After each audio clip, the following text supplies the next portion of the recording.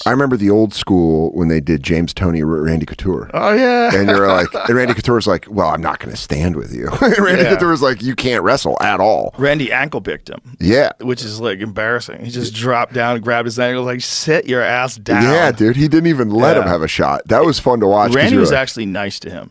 He could have tortured him. He could have like proven a point and just stayed on him and punched him in the face as long as he wanted to. But that's why I liked Khabib, because Khabib just did that to the top guys that could wrestle. Yeah. Guys that could wrestle were like, it was like watching someone fight a shark and get brought into the water. And you were like, he's just got you. Yeah, I mean, that's what Poirier said about him. They just couldn't believe he was doing that to him. I mean, can you imagine that?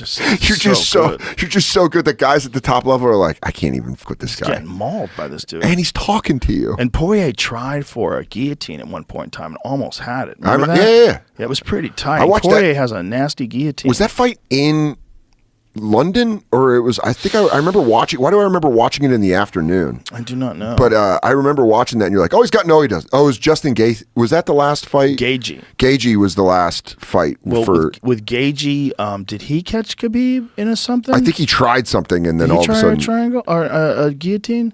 Was it Gaethje? Am I remembering it wrong? I thought it was Dustin Poirier. Almost had a guillotine. You probably know more than I do. I just remember. I get him confused though too. Being high at Helium in Philadelphia during the day, and they're like, "We'll put the fight on here," and I was like, "That'd be awesome." Walk over from the hotel. The story was that he actually likes Gaethje. So it was Poirier. It was Poirier. Yeah, it was Poirier. Yeah. So here it is. He gets him in a guillotine. This is pretty fucking tight, dude. It's pretty tight.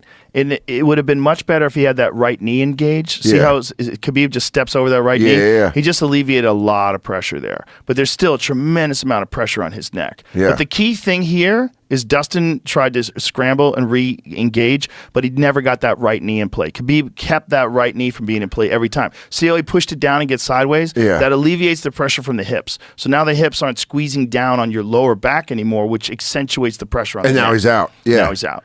It was the whole key to that. If he was in full guard there. Look at how scary it is. Then all of a sudden he's on his back and he's just like, shit.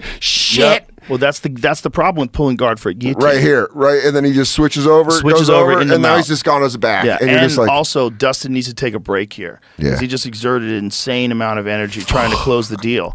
So when you're trying to close the deal on a guillotine, your whole body is involved. Yeah. And you're arcing into it, and and he didn't have the leg, man. And then he didn't have that leg. If he had that right leg over, and that's why Khabib, that was his number one priority. It wasn't even defending the choke. If you notice, the number one priority is moving over that right leg. Yeah, got over him. Because as soon as someone has a guillotine like Dustin does, and they have two legs, and you're really trapped, it might be night-night. Yeah. It might be night-night. Because they're pulling down on your lower back, and then they're up on your neck and twisting it to the side. I'd be trying to talk. And you can't even get hands involved. You're just Bill. Please leave me alone.